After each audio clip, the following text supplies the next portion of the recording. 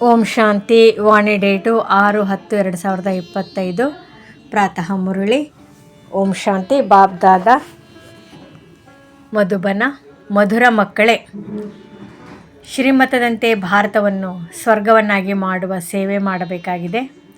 ಮೊದಲು ಸ್ವಯಂ ನಿರ್ವಿಕಾರಿಗಳಾಗಬೇಕಾಗಿದೆ, ನಂತರ ಅನ್ಯರಿಗೆ ಹೇಳಬೇಕಾಗಿದೆ. ಪ್ರಶ್ನೆ: ನೀವು ಮಹಾವೀರ ಮಕ್ಕಳು ಯಾವ ಮಾತಿನಲ್ಲಿ ಗಮನ ಕೊಡಬಾರದು? ಕೇವಲ ಯಾವ ಪರಿಶೀಲನೆ ಮಾಡಿಕೊಳ್ಳುತ್ತಾ ಸ್ವಯಂವನ್ನು ಸಂಭಾಲನೆ ಮಾಡಿಕೊಳ್ಳಬೇಕು? ಉತ್ತರ: ಒಂದು ವೇಳೆ ಯಾರಾದರೂ ಪವಿತ್ರರಾಗುವುದರಲ್ಲಿ ವಿಘ್ನ ಹಾಕುತ್ತಾರೆಂದರೆ ನೀವು ಅದರ ಕಡೆ ಗಮನ ಕೊಡಬಾರದು. ಕೇವಲ ಈ ಪರಿಶೀಲನೆ ಮಾಡಿಕೊಳ್ಳಿ: ನಾನು ಮಹಾವೀರನಾಗಿದ್ದೇನೆಯೇ? ನನಗೆ ನಾನು ಮೋಸ ಮಾಡಿಕೊಳ್ಳುತ್ತಿಲ್ಲ ತಾನೇ? ಬೇಹದ್ದಿನ ವೈರಾಗ್ಯವಿದೆಯೇ? ನಾನು ನನ್ನ ಸಮಾನ ಮಾಡಿಕೊಳ್ಳುತ್ತಿದ್ದೇನೆಯೇ? ನನ್ನಲ್ಲಿ ಕ್ರೋಧವಿಲ್ಲವೇ? ಅನ್ಯರಿಗೆ ಏನನ್ನು ಹೇಳುತ್ತೇನೆಯೋ ಅದನ್ನು ನಾನು ಮಾಡುತ್ತಿದ್ದೇನೆಯೇ? ಗೀತೆ: ನಿಮ್ಮನ್ನು ಪಡೆದು ನಾನು. ಓಂ ಶಾಂತಿ. ಇದರಲ್ಲಿ ಹೇಳುವ ಮಾತಿಲ್ಲ, ತಿಳಿದುಕೊಳ್ಳುವ ಮಾತಾಗಿದೆ. ಮಧುರಾತಿ ಮಧುರ ಆತ್ಮಿಕ ಮಕ್ಕಳು, ನಾವೇ ಪುನಃ ದೇವತೆಗಳಾಗುತ್ತಿದ್ದೇವೆ, ಸಂಪೂರ್ಣ ನಿರ್ವಿಕಾರಿಗಳಾಗುತ್ತಿದ್ದೇವೆಂದು ತಿಳಿದುಕೊಳ್ಳುತ್ತಿದ್ದೀರಿ. ಮಕ್ಕಳೇ, ಕಾಮವಿಕಾರವನ್ನು ಗೆಲ್ಲಿರಿ, ಅರ್ಥಾತ್ ಪವಿತ್ರರಾಗಿ. ಮಕ್ಕಳು ಗೀತೆಯನ್ನು ಕೇಳಿದರೆ ಈಗ ಪುನಃ ಮಕ್ಕಳಿಗೆ ಸ್ಮೃತಿ ಬಂದಿದೆ. ನಾವು ಬೇಹದ್ದಿನ ತಂದೆಯಿಂದ ಬೇಹದ್ದಿನ ಆಸ್ತಿಯನ್ನು ಪಡೆಯುತ್ತೇವೆ. ಇದನ್ನು ಯಾರೂ ಕಸಿದುಕೊಳ್ಳಲು ಸಾಧ್ಯವಿಲ್ಲ. ಅಲ್ಲಿ ಕಸಿದುಕೊಳ್ಳುವವರು ಯಾರೂ ಇರುವುದಿಲ್ಲ. ಅದಕ್ಕೆ ಅದ್ವೈತ ರಾಜ್ಯವೆಂದು ಹೇಳಲಾಗುತ್ತದೆ. ನಂತರ ರಾವಣ ರಾಜ್ಯದಲ್ಲಿ ಬೇರೆಯವರದಾಗುತ್ತದೆ. ನೀವೀಗ ತಿಳಿದುಕೊಳ್ಳುತ್ತಿದ್ದೀರಿ. ಈ ರೀತಿ ತಿಳಿಸಿಕೊಡಬೇಕು. ನಾವು ಭಾರತವನ್ನು ಶ್ರೀಮತದಂತೆ ನಿರ್ವಿಕಾರಿಯನ್ನಾಗಿ ಮಾಡುತ್ತಿದ್ದೇವೆ. ಶ್ರೇಷ್ಠಾತಿ ಶ್ರೇಷ್ಠ ಭಗವಂತನೆಂದು ಎಲ್ಲರೂ ಹೇಳುತ್ತಾರೆ. ಅವರಿಗೆ ತಂದೆ ಎಂದು ಕರೆಯಲಾಗುವುದು. ಅಂದಾಗ ಇದನ್ನು ತಿಳಿಸಬೇಕು ಮತ್ತು ಬರೆಯಬೇಕು. ಯಾವ ಭಾರತವು ಸಂಪೂರ್ಣ ನಿರ್ವಿಕಾರಿ ಸ್ವರ್ಗವಾಗಿತ್ತೋ ಅದು ಈಗ ವಿಕಾರಿ ನರಕವಾಗಿ ಬಿಟ್ಟಿದೆ. ಪುನಃ ನಾವು ಶ್ರೀಮತದಂತೆ ಭಾರತವನ್ನು ಸ್ವರ್ಗವನ್ನಾಗಿ ಮಾಡುತ್ತಿದ್ದೇವೆ. ತಂದೆಯು ಏನನ್ನು ತಿಳಿಸುವರೋ ಅದನ್ನು ನೋಟ್ ಮಾಡಿಕೊಂಡು ಅದರ ಮೇಲೆ ವಿಚಾರ ಸಾಗರ ಮಂಥನ ಮಾಡಿ ಬರೆಯುವುದರಲ್ಲಿ ಸಹಯೋಗ ಕೊಡಬೇಕು. ಹೀಗೆ ಯಾವ ರೀತಿ ಬರೆಯಬೇಕು? ಅದರಿಂದ ಮನುಷ್ಯರಿಗೆ ಭಾರತವು ಅವಶ್ಯವಾಗಿ ಸ್ವರ್ಗವಾಗಿತ್ತೆಂದು ಅರ್ಥವಾಗಬೇಕು. ರಾವಣ ರಾಜ್ಯವೇ ಇರಲಿಲ್ಲ. ಮಕ್ಕಳಿಗೆ ಬುದ್ಧಿಯಲ್ಲಿದೆ. ನಾವು ಭಾರತವಾಸಿಗಳನ್ನು ತಂದೆಯು ನಿರ್ವಿಕಾರಿಗಳನ್ನಾಗಿ ಮಾಡುತ್ತಿದ್ದಾರೆ. ಮೊದಲು ತಮ್ಮನ್ನು ನೋಡಿಕೊಳ್ಳಿ. ನಾನು ನಿರ್ವಿಕಾರಿ ಆಗಿದ್ದೇನೆಯೇ? ಈಶ್ವರನಿಗೆ ಮೋಸ ಮಾಡುತ್ತಿಲ್ಲವೇ? ಈಶ್ವರನೇ ನಮ್ಮನ್ನು ನೋಡುತ್ತಾರೆಯೇ ಎನ್ನುವುದಲ್ಲ. ನಿಮ್ಮ ಬಾಯಿಂದ ಈ ಶಬ್ದವು ಬರಬಾರದು. ನಿಮಗೆ ತಿಳಿದಿದೆ, ಪವಿತ್ರರನ್ನಾಗಿ ಮಾಡುವಂತಹ ಪತಿತ ಪಾವನ ತಂದೆಯು ಒಬ್ಬರೇ ಆಗಿದ್ದಾರೆ. ಭಾರತವು ನಿರ್ವಿಕಾರಿಯಾಗಿದ್ದಾಗ ಸ್ವರ್ಗವಾಗಿತ್ತು. ಇವರು ಸಂಪೂರ್ಣ ನಿರ್ವಿಕಾರಿಗಳಲ್ಲವೇ? ಯಥಾ ರಾಜರಾಣಿ ತಥಾ ಪ್ರಜೆಗಳು ಸಹ ನಿರ್ವಿಕಾರಿಗಳಾಗಿರುವವರು. ಆದ್ದರಿಂದ ಇಡೀ ಭಾರತಕ್ಕೆ ಸ್ವರ್ಗವೆಂದು ಹೇಳಲಾಗುತ್ತದೆಯಲ್ಲವೇ? ಈಗ ನರಕವಾಗಿದೆ. ಈ 84 ಜನ್ಮಗಳ ಏಣಿಯ ಚಿತ್ರವು ಬಹಳ ಚೆನ್ನಾಗಿದೆ. ಒಳ್ಳೆಯವರಿಗೆ ಇದನ್ನು ಕೊಡುಗೆಯಾಗಿ ನೀವು ಕೊಡಬಹುದು. ದೊಡ್ಡ ದೊಡ್ಡ ವ್ಯಕ್ತಿಗಳಿಗೆ ದೊಡ್ಡ ಉಡುಗೊರೆ ಸಿಗುತ್ತದೆ ಅಲ್ಲವೇ? ಅಂದಾಗ ನೀವು ಸಹ ಯಾರಾದರೂ ಬಂದರೆ ಅವರಿಗೆ ತಿಳಿಸಿ ಇಂತಹ ಉಡುಗೊರೆಯನ್ನು ಕೊಡಬಹುದು. ಯಾವಾಗಲೂ ಉಡುಗೊರೆಯನ್ನು ಕೊಡಲು ವಸ್ತುಗಳು ತಯಾರಿರುತ್ತವೆ. ಹಾಗೆಯೇ ನಿಮ್ಮ ಬಳಿಯೂ ಸಹ ಜ್ಞಾನದ ಉಡುಗೊರೆಯು ತಯಾರಿರಬೇಕು. ಏಣಿಯ ಚಿತ್ರದಲ್ಲಿ ಸಂಪೂರ್ಣ ಜ್ಞಾನವಿದೆ. ನಾವು ಹೇಗೆ 84 ಜನ್ಮಗಳನ್ನು ತೆಗೆದುಕೊಂಡಿದ್ದೇವೆ 80 ಎಂಬುದು ನೆನಪಿರಬೇಕು. ಇದು ತಿಳುವಳಿಕೆಯ ಮಾತಲ್ಲವೇ? ಯಾರು ಮೊಟ್ಟ ಮೊದಲಿಗೆ ಬಂದರೋ ಅವರೇ 84 ಜನ್ಮಗಳನ್ನು ತೆಗೆದುಕೊಂಡಿದ್ದಾರೆ. ತಂದೆಯು 84 ಜನ್ಮಗಳನ್ನು ತಿಳಿಸಿ ನಂತರ ಹೇಳುತ್ತಾರೆ, ನಾನು ಇವರ ಅಂದರೆ ಬ್ರಹ್ಮ ಬಹಳ ಜನ್ಮಗಳ ಅಂತಿಮದಲ್ಲಿ ಸಾಧಾರಣ ತನುವಿನಲ್ಲಿ ಪ್ರವೇಶ ಮಾಡುತ್ತೇನೆ. ನಂತರ ಇವರಿಗೆ ಬ್ರಹ್ಮ ಎಂದು ಹೆಸರಿಡುತ್ತೇನೆ. ನಂತರ ಇವರ ಮೂಲಕ ಬ್ರಾಹ್ಮಣರನ್ನು ರಚಿಸುತ್ತೇನೆ. ಇಲ್ಲವೆಂದರೆ ಬ್ರಾಹ್ಮಣರನ್ನು ಎಲ್ಲಿಂದ ತರಲಿ? ಬ್ರಹ್ಮನ ತಂದೆಯ ಹೆಸರನ್ನು ಎಂದಾದರೂ ಕೇಳಿದ್ದೀರಾ? ಅವಶ್ಯವಾಗಿ ಭಗವಂತನೆಂದೇ ಹೇಳುತ್ತಾರೆ. ಬ್ರಹ್ಮ ಮತ್ತು ವಿಷ್ಣುವನ್ನು ಸೂಕ್ಷ್ಮತನದಲ್ಲಿ ತೋರಿಸುತ್ತಾರೆ. ತಂದೆಯು ತಿಳಿಸುತ್ತಾರೆ, ನಾನು ಇವರ 84 ಜನ್ಮಗಳ ಅಂತ್ಯದಲ್ಲಿ ಪ್ರವೇಶ ಮಾಡುತ್ತೇನೆ. ದತ್ತು ಮಾಡಿಕೊಂಡರೆ ಹೆಸರನ್ನು ಬದಲಾಯಿಸುತ್ತಾರಲ್ಲವೇ? ಸನ್ಯಾಸಿಗಳು ಸನ್ಯಾಸ ಮಾಡಿದಾಗ ಕೂಡಲೇ ಎಲ್ಲವನ್ನು ಮರೆತು ಹೋಗುವುದಿಲ್ಲ, ಅವಶ್ಯವಾಗಿ ನೆನಪಿರುತ್ತದೆ. ನಿಮಗೂ ಸಹ ನೆನಪಿರುವುದು. ಆದರೆ ನಿಮಗೆ ಪ್ರಪಂಚದ ಪ್ರತಿ ವೈರಾಗ್ಯವಿದೆ, ಏಕೆಂದರೆ ನಿಮಗೆ ತಿಳಿದಿದೆ ಇದೆಲ್ಲವೂ ಸ್ಮಶಾನವಾಗಲಿದೆ. ಆದ್ದರಿಂದ ನಾವು ಅದನ್ನು ಏಕೆ ನೆನಪು ಮಾಡಬೇಕು? ಜ್ಞಾನದಿಂದ ಎಲ್ಲವನ್ನು ಚೆನ್ನಾಗಿ ತಿಳಿದುಕೊಳ್ಳಬೇಕಾಗಿದೆ. ಅವರೂ ಸಹ ಜ್ಞಾನದಿಂದಲೇ ಗೃಹಸ್ಥವನ್ನು ತ್ಯಜಿಸುತ್ತಾರೆ. ನೀವು ಗೃಹಸ್ಥವನ್ನು ಹೇಗೆ ಬಿಟ್ಟಿರಿ ಎಂದು ಅವರನ್ನು ಕೇಳಿದರೆ ಹೇಳುವುದಿಲ್ಲ. ಮತ್ತೆ ಅವರಿಗೆ ಯುಕ್ತಿಯಿಂದ ಹೇಳಬೇಕು. ತಮಗೆ ಹೇಗೆ ವೈರಾಗ್ಯವು ಬಂದಿತು ಎಂಬುದನ್ನು ನಮಗೂ ತಿಳಿಸಿದರು. ನಾವು ಸಹ ಅದೇ ರೀತಿ ಮಾಡುವೆವು. ನೀವು ಪವಿತ್ರರಾಗಿ ಎಂದು ಒತ್ತು ಕೊಟ್ಟು ಹೇಳುತ್ತೀರಿ. ಬಾಕಿ ನಿಮಗೆ ಎಲ್ಲವೂ ನೆನಪಿದೆ. ಬಾಲ್ಯದಿಂದ ಹಿಡಿದು ಎಲ್ಲವನ್ನು ತಿಳಿಸಬಲ್ಲಿರಿ. ಬುದ್ಧಿಯಲ್ಲಿ ಸಂಪೂರ್ಣ ಜ್ಞಾನವಿದೆ. ಹೇಗೆ ಇವರೆಲ್ಲ ಡ್ರಾಮಾದ ಪಾತ್ರಧಾರಿಗಳಾಗಿದ್ದಾರೆ, ಪಾತ್ರವನ್ನು ಅಭಿನಯಿಸಲು ಬಂದಿದ್ದಾರೆ. ಈಗ ಎಲ್ಲರ ಕಲಿಯುಗಿ ಕರ್ಮ ಬಂಧನವು ಕಳೆಯಲಿದೆ. ನಂತರ ಶಾಂತಿಧಾಮಕ್ಕೆ ಹೋಗುವಿರಿ. ಅಲ್ಲಿಂದ ಮತ್ತೆ ಎಲ್ಲರದು ಹೊಸ ಸಂಬಂಧವು ಆರಂಭವಾಗುವುದು. ತಿಳಿಸಿಕೊಡಲು ಹೊಸ ಹೊಸ ವಿಚಾರಗಳನ್ನು ತಂದೆಯು ತಿಳಿಸುತ್ತಿರುತ್ತಾರೆ. ಇದೇ ಭಾರತವಾಸಿಗಳು ಆದಿ ಸನಾತನ ದೇವಿ ದೇವತಾ ಧರ್ಮದವರಾಗಿದ್ದಾಗ ನಿರ್ವಿಕಾರಿಗಳಾಗಿದ್ದರು. ಮತ್ತೆ 84 ಜನ್ಮಗಳ ನಂತರ ವಿಕಾರಿಗಳಾದರು. ಈಗ ಮತ್ತೆ ನಿರ್ವಿಕಾರಿಗಳಾಗಬೇಕಾಗಿದೆ. ಆದರೆ ಪುರುಷಾರ್ಥ ಮಾಡಿಸುವವರು ಅವಶ್ಯವಾಗಿ ಬೇಕು. ಈಗ ನಿಮಗೆ ತಂದೆಯು ತಿಳಿಸಿದ್ದಾರೆ, ಮಕ್ಕಳೇ, ನೀವು ಕಲ್ಪದ ಹಿಂದಿನ ಅದೇ ನನ್ನ ಮಕ್ಕಳಾಗಿದ್ದೀರಿ. ಬಾಬಾ ತಾವು ಸಹ ಕಲ್ಪದ ಹಿಂದಿನವರೇ ಆಗಿದ್ದೀರೆಂದು ಮಕ್ಕಳೇ ಹೇಳುತ್ತೀರಿ. ತಂದೆಯು ತಿಳಿಸುತ್ತಾರೆ, ಕಲ್ಪದ ಹಿಂದೆಯೂ ಸಹ ನಿಮಗೆ ಓದಿಸಿ ರಾಜ್ಯ ಭಾಗ್ಯವನ್ನು ಕೊಟ್ಟಿದ್ದೇನು. ಕಲ್ಪವೂ ಇದೇ ರೀತಿ ಮಾಡುತ್ತಿರುತ್ತೇನೆ. ಡ್ರಾಮಾದಲ್ಲಿ ಏನೆಲ್ಲವೂ ಆಯಿತು, ವಿಘ್ನಗಳು ಬಂದವು, ಇವು ಪುನಃ ಬರುತ್ತವೆ. ಜೀವನದಲ್ಲಿ ಏನೇನಾಗುತ್ತದೆ ಎಂಬುದು ನೆನಪಂತೂ ಇರುತ್ತದೆ ಅಲ್ಲವೇ? ಇವರಿಗಂತೂ ಅಂದರೆ ಬ್ರಹ್ಮರವರು ಎಲ್ಲವೂ ನೆನಪಿದೆ. ಹಳ್ಳಿಯ ಗೊಲ್ಲ ಬಾಲಕನಾಗಿದ್ದರೂ ನಂತರ ವೈಕುಂಠದ ಮಾಲೀಕರಾದರೆಂದು ತಿಳಿಸುತ್ತಾರೆ. ವೈಕುಂಠದಲ್ಲಿ ಹಳ್ಳಿ ಇರುತ್ತದೆಯೇ ಎಂಬುದನ್ನು ನೀವು ತಿಳಿದುಕೊಳ್ಳುತ್ತೀರಿ. ಈ ಸಮಯದಲ್ಲಿ ನಿಮಗೆ ಈ ಹಳೆಯ ಪ್ರಪಂಚವೇ ಹಳ್ಳಿಯಂತಿದೆಯಲ್ಲವೇ? ವೈಕುಂಠವೆಲ್ಲಿ, ನರಕವೆಲ್ಲಿ? ಮನುಷ್ಯರಂತೂ ದೊಡ್ಡ ದೊಡ್ಡ ಮೆಹಲು ಕಟ್ಟಡಗಳನ್ನು ನೋಡಿ ಇದೇ ಸ್ವರ್ಗವಾಗಿದೆ ಎಂದು ತಿಳಿದುಕೊಳ್ಳುತ್ತಾರೆ. ತಂದೆಯು ತಿಳಿಸುತ್ತಾರೆ, ಇದೆಲ್ಲವೂ ಕಲ್ಲು ಮಣ್ಣಾಗಿದೆ. ಇದಕ್ಕೆ ಯಾವುದೇ ಬೆಲೆ ಇಲ್ಲ. ಬೆಲೆಯು ಎಲ್ಲದಕ್ಕಿಂತ ಹೆಚ್ಚಿನದಾಗಿ ವಜ್ರಕ್ಕಿರುತ್ತದೆ. ವಿಚಾರ ಮಾಡಿ, ಸತ್ಯುಗದಲ್ಲಿ ಚಿನ್ನದ ಮಹಲುಗಳು ಹೇಗಿತ್ತು? ಅಲ್ಲಿ ಎಲ್ಲ ಗಣಿಗಳು ಸಂಪನ್ನವಾಗಿರುತ್ತವೆ, ಚಿನ್ನವು ಹೇರಳವಾಗಿರುತ್ತವೆ. ಅಂದ ಮೇಲೆ ಮಕ್ಕಳಿಗೆ ಎಷ್ಟೊಂದು ಖುಷಿಯಾಗಬೇಕು. ಬೇಸರವಾದಾಗ ತಂದೆಯು ತಿಳಿಸಿದ್ದಾರೆ, ಇಂತಿಂತಹ ಒಳ್ಳೊಳ್ಳೆಯ ಹಾಡುಗಳನ್ನು ಹಾಕಿಕೊಳ್ಳಿ, ಆಗ ನಿಮ್ಮನ್ನು ಖುಷಿಯಲ್ಲಿ ತಂದು ಬಿಡುತ್ತದೆ. ಇಡೀ ಜ್ಞಾನವು ಬುದ್ಧಿಯಲ್ಲಿ ಬಂದು ಬಿಡುತ್ತದೆ. ನಿಮಗೆ ತಿಳಿದಿದೆ, ತಂದೆಯು ನಮ್ಮನ್ನು ವಿಶ್ವದ ಮಾಲೀಕರನ್ನಾಗಿ ಮಾಡುತ್ತಾರೆ. ಅದನ್ನು ಎಂದೂ ಯಾರೂ ಕಸಿದುಕೊಳ್ಳಲು ಸಾಧ್ಯವಿಲ್ಲ. ಅರ್ಧಕಲ್ಪಕ್ಕಾಗಿ ನಾವು ಸುಖಧಾಮದ ಮಾಲೀಕರಾಗುತ್ತೇವೆ. ನಾವು ಈ ಹದ್ದಿನ ರಾಜಧಾನಿಗೆ ವಾರಸುದಾರರಾಗಿದ್ದೇನೆಂದು ರಾಜನ ಮಗು ತಿಳಿದುಕೊಳ್ಳುತ್ತಾನೆ.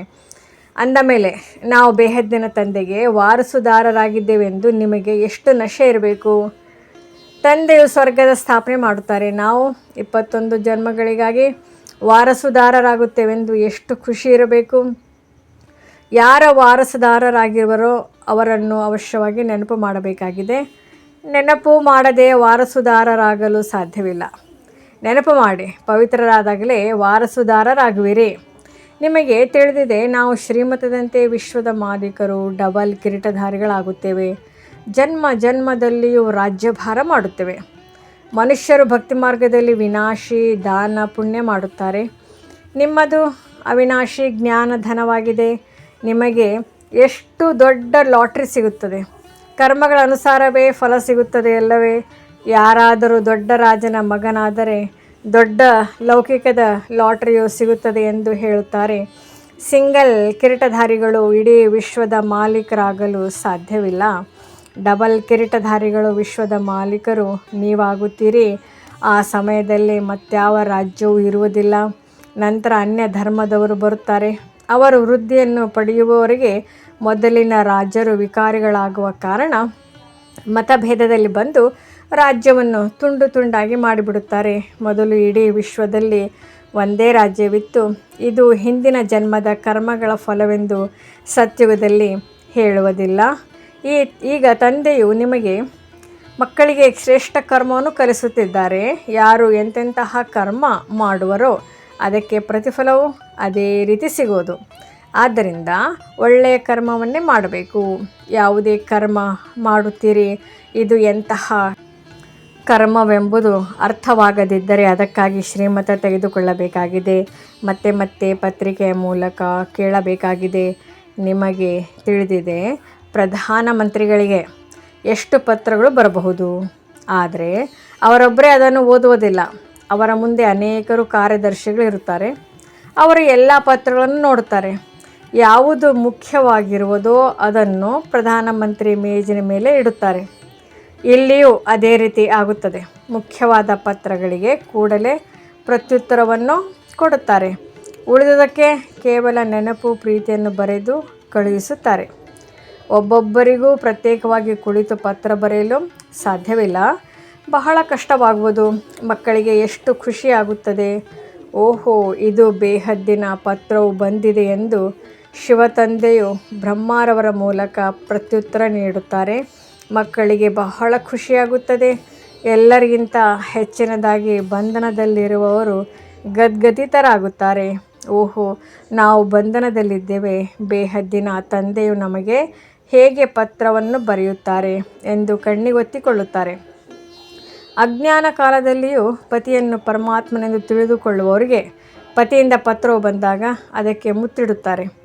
ನಿಮ್ಮಲ್ಲಿಯೂ ಸಹ ಬಾಬ್ದಾದರವರ ಪತ್ರವನ್ನು ನೋಡಿ ಕೆಲವು ಮಕ್ಕಳು ರೋಮಾಂಚನವಾಗಿ ನಿಲ್ಲುತ್ತಾರೆ.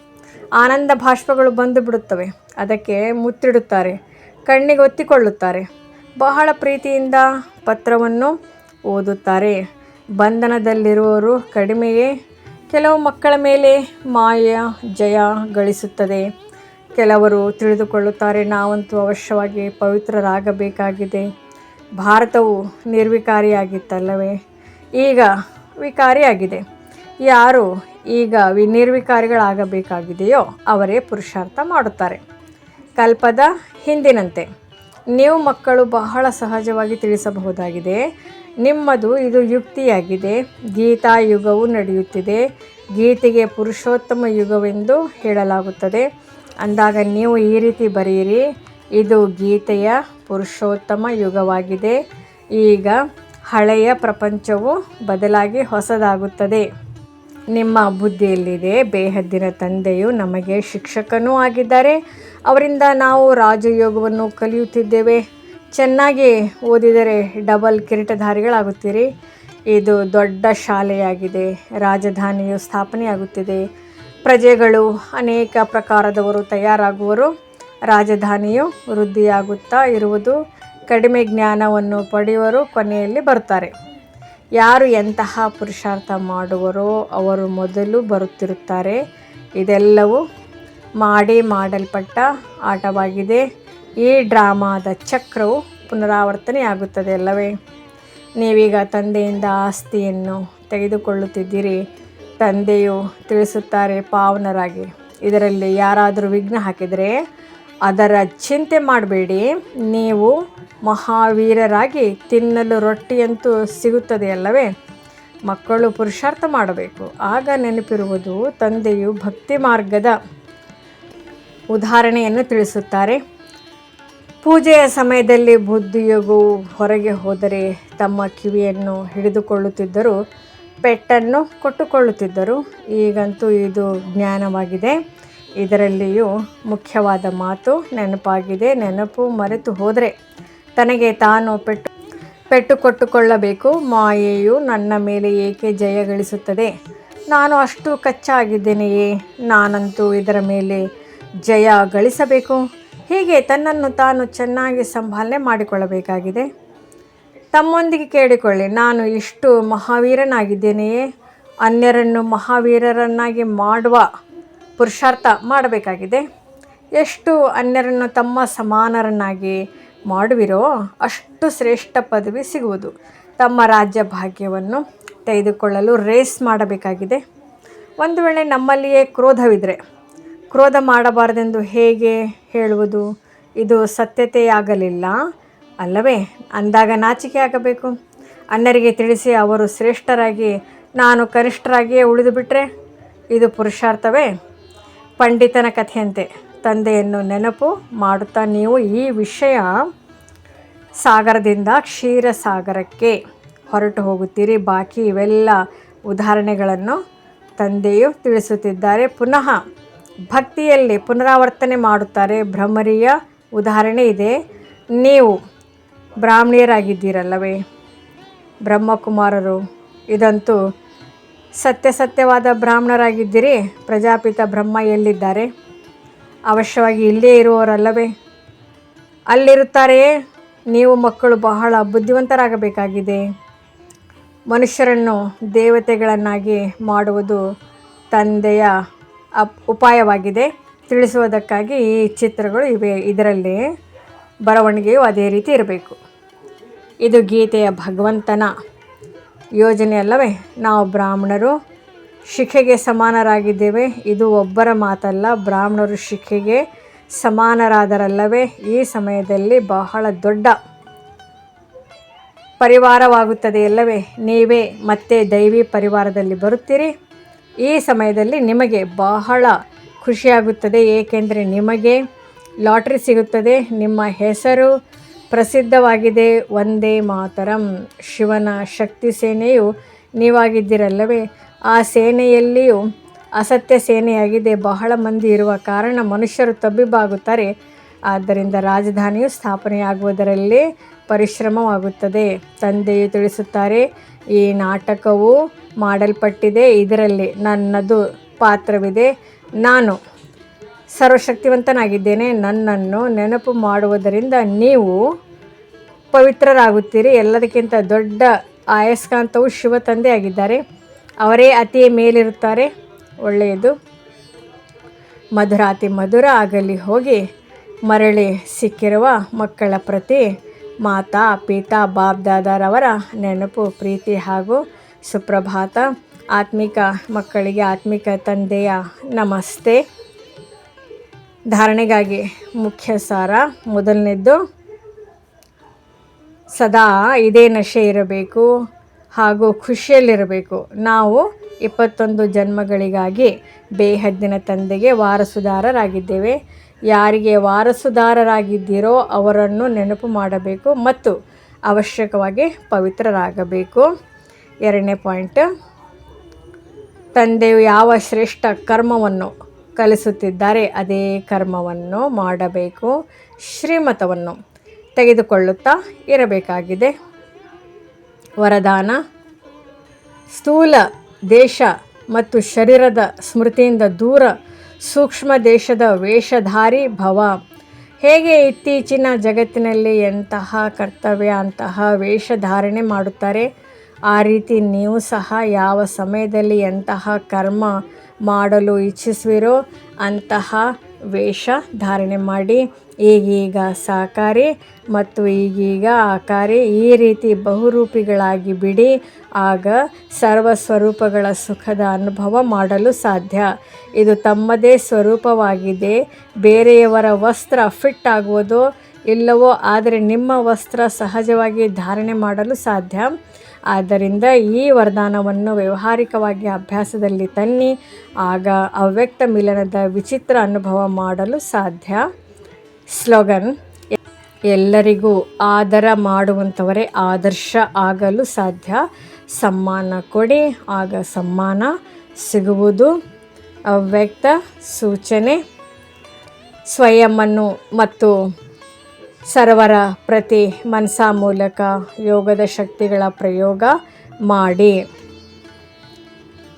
ಹೇಗೆ ತಮ್ಮ ಸ್ಥೂಲ ಕಾರ್ಯದ ಕಾರ್ಯಕ್ರಮವನ್ನು ದಿನಚರ್ಯ ಪ್ರಮಾಣ ಸೆಟ್ ಮಾಡುತ್ತೀರಿ, ಇಂತಹ ತಮ್ಮ ಮನಸ ಸಮರ್ಥ ಸ್ಥಿತಿಯ ಕಾರ್ಯಕ್ರಮ ಸೆಟ್ ಮಾಡಿದಾಗ ಎಂದೂ ಅಪ್ಸೆಟ್ ಆಗುವುದಿಲ್ಲ. ಎಷ್ಟು ತಮ್ಮ ಮನಸ್ಸನ್ನು ಸಮರ್ಥ ಸಂಕಲ್ಪಗಳಲ್ಲಿ ಬ್ಯುಸಿಯಾಗಿಟ್ಟುಕೊಳ್ಳುತ್ತಿದ್ದೀರಿ ಎಂದಾಗ ಮನಸ್ಸಿಗೆ ಅಪ್ಸೆಟ್ ಆಗುವ ಸಮಯವೇ ಸಿಗುವುದಿಲ್ಲ. ಮನಸ್ಸು ಸದಾ ಸೆಟ್ ಅರ್ಥಾತ್ ಏಕಾಗ್ರವಾಗಿದ್ದರೆ ಸ್ವತಃ ಒಳ್ಳೆಯ ವೈಬ್ರೇಷನ್ ಹರಡಿಸುತ್ತಾರೆ, ಸೇವೆಯಾಗುತ್ತದೆ. ಓಂ ಶಾಂತಿ.